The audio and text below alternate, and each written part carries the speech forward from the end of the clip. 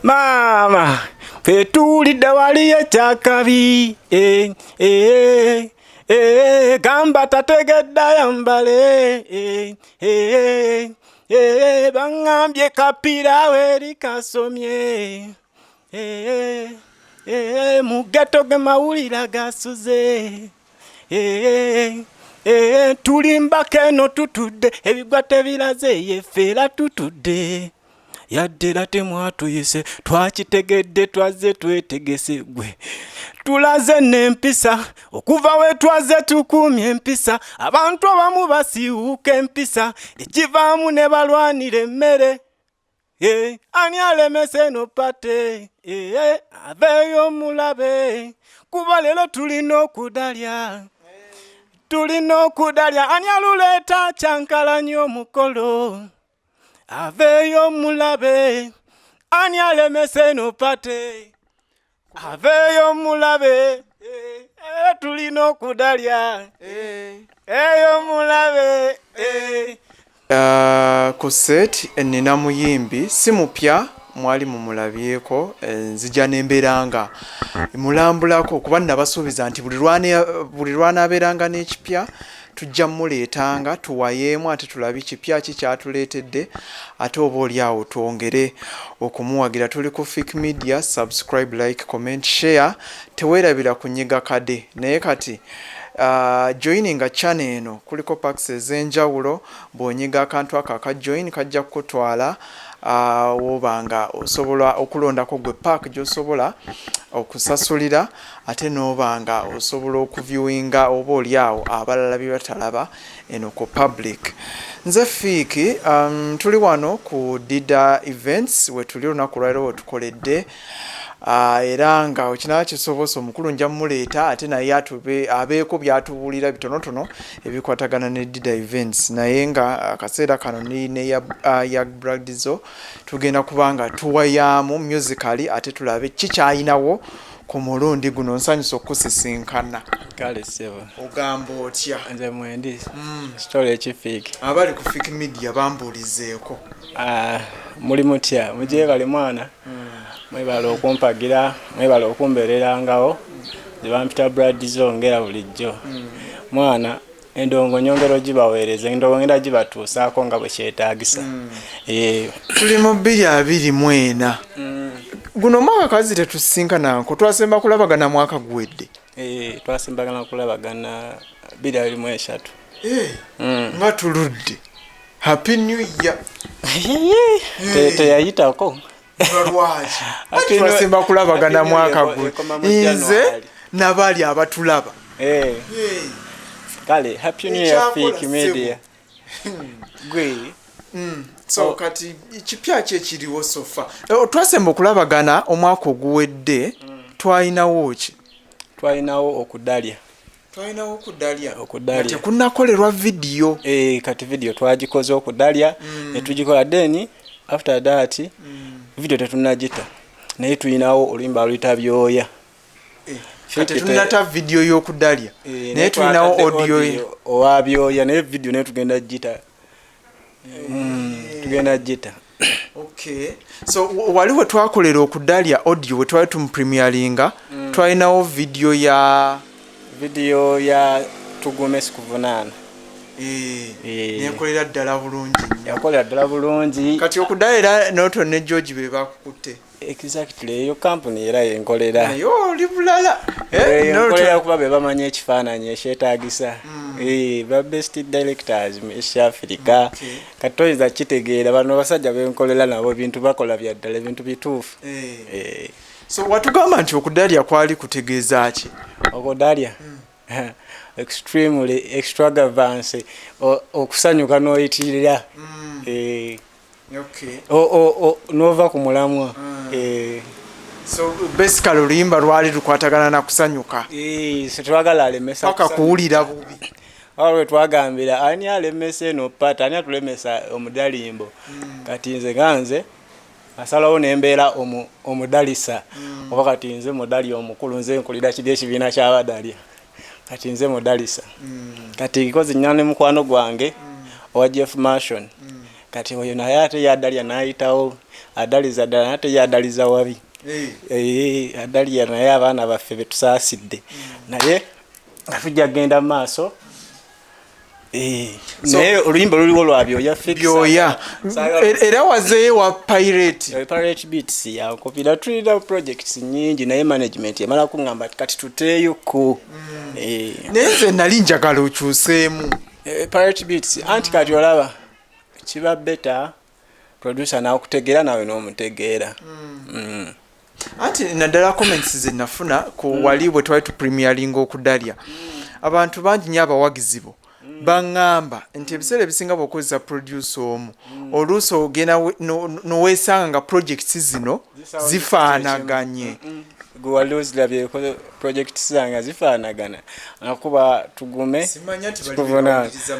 anti kati naawe olina amatu agawulira kati nze nga Bradzol nze ngende wa producer ne mugamba kati kino kyenjagala njagala ekintu bwekiti kubanga nze ndi writer ate ndi composer nsobola okomposinga ekintu yadde nti no sinze producer naye nsobola omugamba eno engoma sijagala kino nkyeyagala kino sikyetaaga nga obimanyi kuba kati okudalya kulala the other one is love song dancehall because tulinawo byoya afrobeats zonna beats zanjawulo naye ng'oluyimba oluyita byoya fiki togamba ekirala era nabyo jja bitunyonnyola ssebo biriwa bye wayimbyeko era wayibyoya ebyoya fiki nga onalaba enkoko wemera ebyoya enkoko wekaba katuka ne kamera ebyoya ekinyonyi kyonna wekimera kituka kati twali tugezaako okunyonyolamu olwo oluyimba nti singa namera byoya singa mbuuse sigamba nti nno ebyoya nga fiki oyagala olowooza ne basajjabo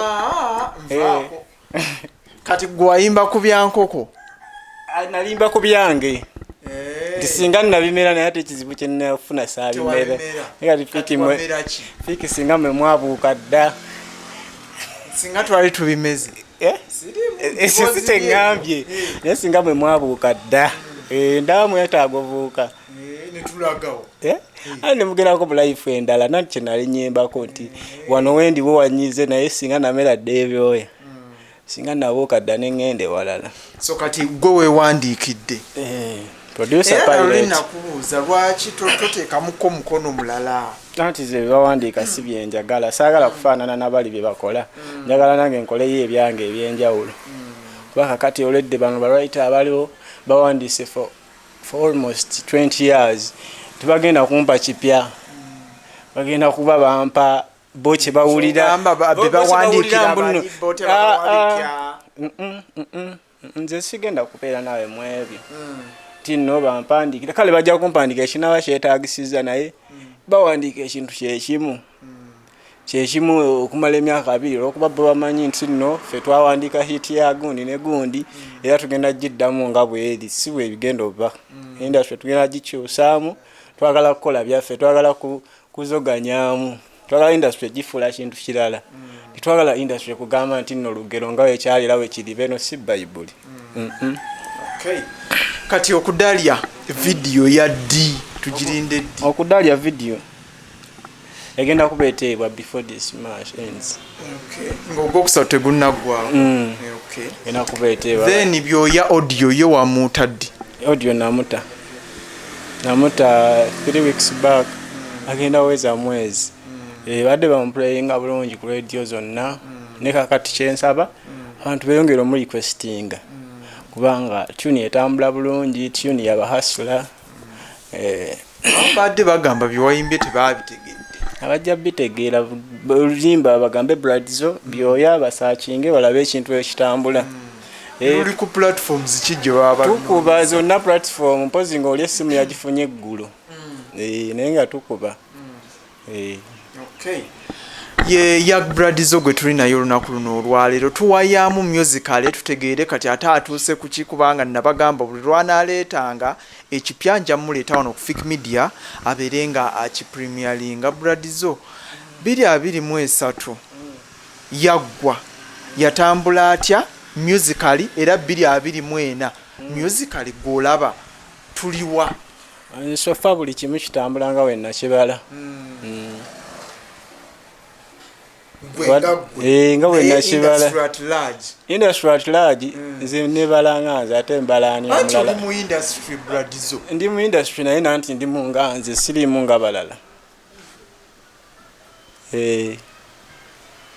ndi mu nganze oli munga gwe last time nakubuuza ku kintu ky'okuyigayo musical instrument endala ekintu ekyo kituusizaawo ekintu ekyo buli kimu kyonna tukikolako management yange enkwasaganya endaga byenyina okukola ne byesitalina kukola sigenda kuyiga buli kimu kyonna mbeere nga producer ate abantu baagala maloboozi tebaagala nkuba ebyuma nja kuyigayo ebinaabyetaagisizza ebinaabiteetaagisizza tubirike abantu badde bayagala maloboozi nabagamba ndi muyimbi sabagamba nti ndi producer nedda ssebo si nti buli muyimbi ateekeddwa kuyimba kyokka tateekeddwa kuyimba kyokka naye kati abantu aba basalawo mulimu ne baproducer abayimba anti abaproducer abayimba bameka b'omanyi ne bagamba nti onali successful producer muyimbi ngaani bonna ati ngaani ekibuzo kiddemu bulungi twagala yaledi eyo tugende nga tuvaayo mpola mpola so music bingi nnyo byatuusizzaako abantu personally oyogera ku the performers ng'okuba nti apart from gwe ng'omuyimbi ate oyina the performers nga badansa era ndowooza ne mugundi be baazinyeemu mu kudalya twakozesezza abantu bangi video twagikoze nga eri evidiyo manyi gye bayita viral videos nga egenda kuba eggwanga lyonna sinaggwanga lyonna anti kati okudalya mulimu performance sokoleke nkumenyereko abalimu mulimu performers mulimu tuli bulala family mulimu namuyomba comedy mulimu abantu bangi besitasobola kumenya kumalayo wano mwabaddemu ne comedy kuli kudalya tulina okudalya tulina abantu balaga nti esawa yakudalya kati tulina kyogenda kuŋŋamba kati video tugenda gikwasaganya tugiteekere abantu balondewo batugambe nti eno kuba bagikutte bali professional bamanyi kye bakola bintu si byakuyiiya kintu nno wakitaddemu akasente Bradzol si kasente ekintu nakitaddemu okwagala kyogamba nze nsinga ssente ate si gwasinga ssente naye okusinziira ku kyonnyonnyola ate nnyina management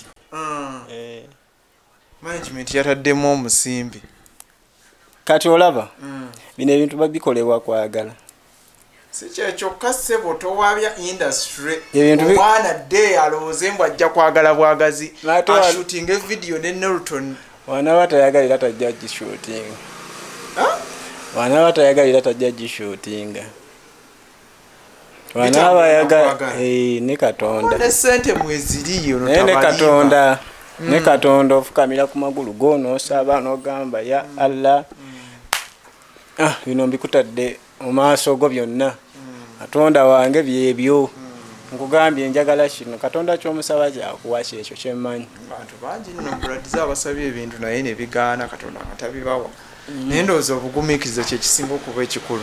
So speaking about the performers kuba buli lwe tukola interview tulina okwogera ku the performers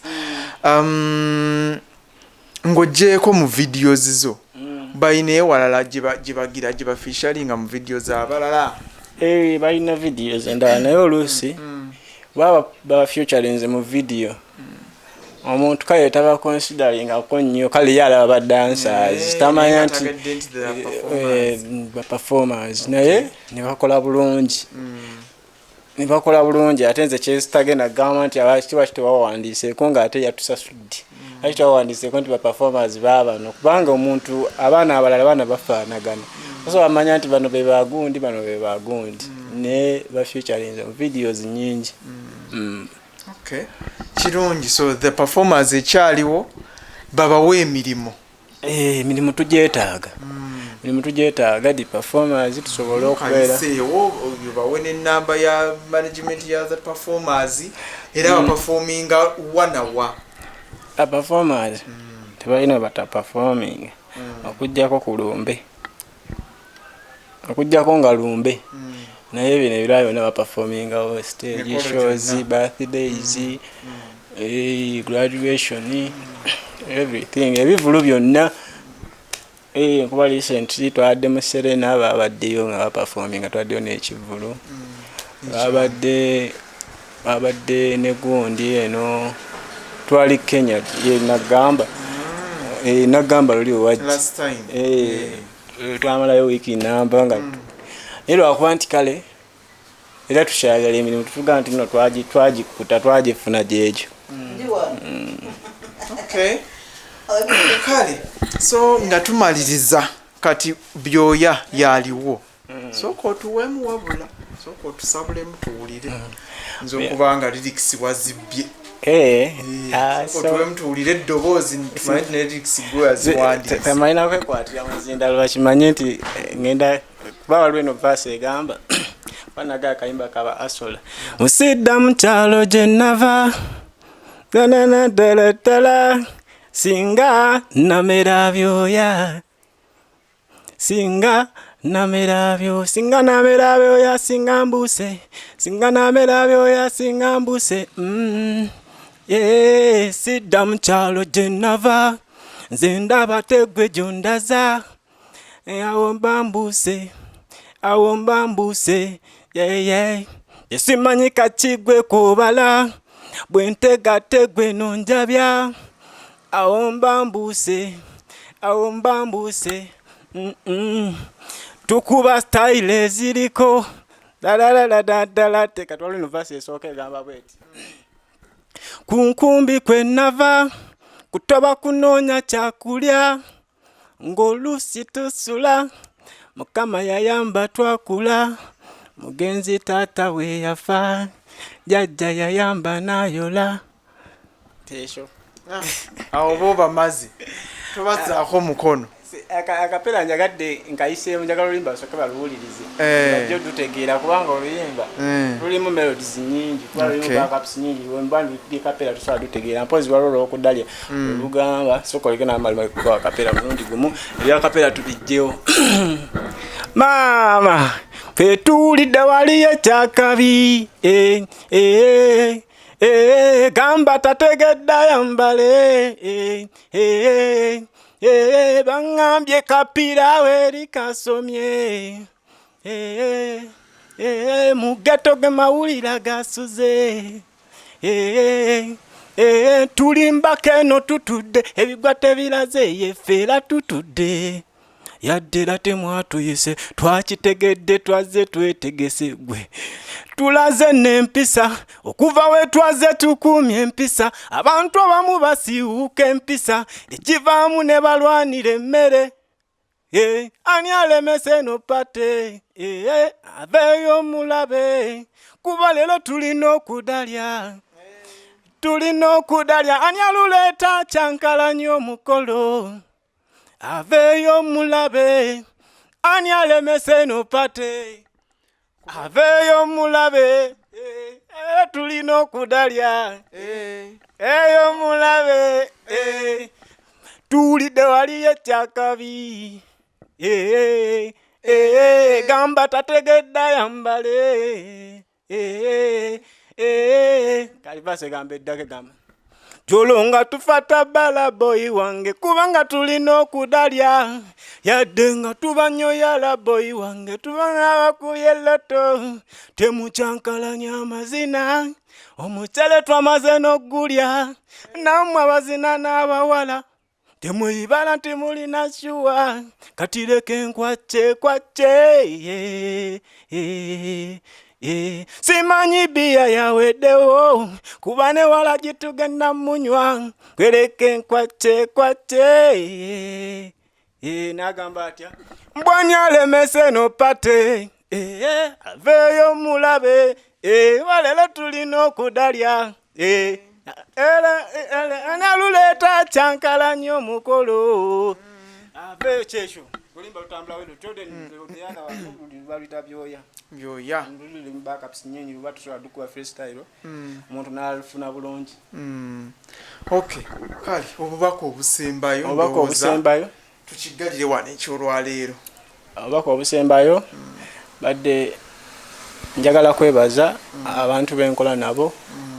Fik webale kubeera ng'ojja n'okyekingako. Etukola bulungi emirimu. Webale baddengawo. Enda kwebaza management ya Dida Events. Nebaze aba NG Films. Abankwatira video. Ne ba performers benkola nabo. Nebaze ne bakyali bange bonna abambeererawo.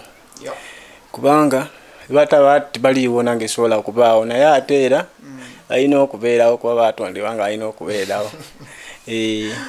Bafanizi bo ng'obeerabidde out there. Bafanizi bange bagambe bakyali bange. Bakyalibo. Badde ngamba bana badde mmanyi abana bokukido bo nembera sibagambye nti no babeerewo baba balina okubeerawo basimanyi. Ba disciple. Kale social media platforms. Social media platforms. You call Bradzol. You go and search Bradzol. We change the name. From the other one. Tuaja kwa yaga tuli ku Bradzol. Bradzol. Because my people keep on complaining about that. Yaga Bradzol nga chisoundinga terinnya libalemerera. Nti kipanvu nnyo. Si panvu nnyo naye kale linnya kali the spelling. Kali netuga tukikube bukubi freestyle Bradzol tukitambulizaawo. Okay. Kali ne number ya bookings. Number ya bookings.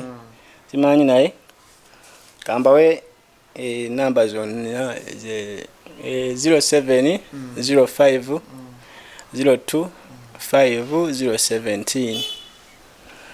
Then waliwo ne number eziri kuno okugundi za Dida Events bakwasizirabako naye ogenda zibo ziraba wansi awo kugundi ku page awo wansi zigenda kwa ziyitako nga zitambula. Naye nalaba namba kweziri okwo naye nga mwana kyakabi mwebale kubeera nga mumbeererawo. Oluyimba baluyita byoya video coming soon okudalya. Then the other one tuyita tugume sikuvunaana. Omuyimbi bamuyita Bradzol from Masaka. Eyabyoya nati katumala kuteeno tetugenda kuta video 3 mulundi gumu. 3 ziri wanaawe twaziri. Nyimba tugenda kuta anti byoya twamutadde okudalya ogwokusatu tegunaggwako. Then oguddako guli tujja kutabye tunaata bye tutagenda kukugamba. Era twagala tubite ojja okole interview ate tubikugamba oleme kudda kukola interview. Iziri ejiddako tujja kukola bira. Kale tweyanziige. Kakati omukulu wa Dida kajje naye abeeko byatugamba kimu bibiri. Ate tubenga tukola ki ekintu tukikwasaganya. Kale gwebale kulaba Fik Media, subscribe, like, comment, share. Tewerabira kunyiga kade ate ne kalika enkugambya ka join kanyigemu kakutwale oberenga osobola okufuna packs ezo. Weyongera okuwagira Fik Media munnaye ebintu bino tubiteeramu ddala obudde ssente na kiso ate bw'otuwagira naffe tuba twongera okukuwa ebintu ebirala bingi nnyo nyini ddala. Manager kajje naye twogeremu kimu bibiri ate tubenga tukwasaganya ensonga eno.